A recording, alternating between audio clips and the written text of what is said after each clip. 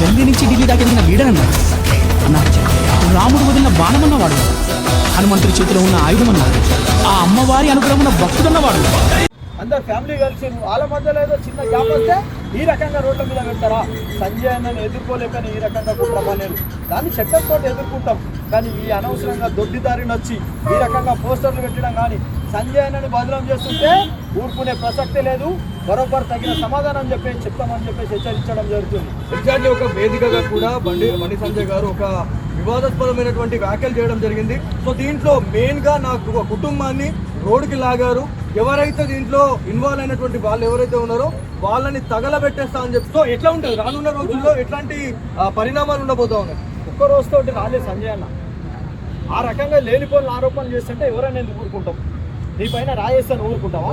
ఇంకొకళ్ళ మీద దాడి అనవసరమైన మాటలంటూ ఊరుకుంటామా? ఎవరు ఊరుకుంటారే? ఖచ్చితంగా అన్న విషయంలో అన్ననే కాదు, మేమందరం కూడా ఇందూరు నగర యువత అంతా కూడా అన్నకి చీమ కూడా గుట్టనేయమని చెప్పేసి మేము హెచ్చరిస్తున్నాం. బరోబ్బర్ తప్పు ఏదైనా ఇప్పటికి కూడా అదే చెప్తున్నాం. అన్ననే చెప్పిండు, తప్పు నా కొడుకైనా ఎవడైనా తప్పు చేస్తే శిక్ష పడాల్సిందే అని చెప్పేసి మేము దానికి స్వాగతిస్తున్నాం.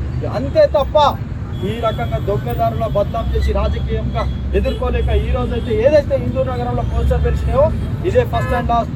ఖబర్దార్, రేపు కనుక ఈ రకంగా చేస్తే ఎట్లా పట్టుకొని ఉరికిస్తామో మీరే చూస్తారు.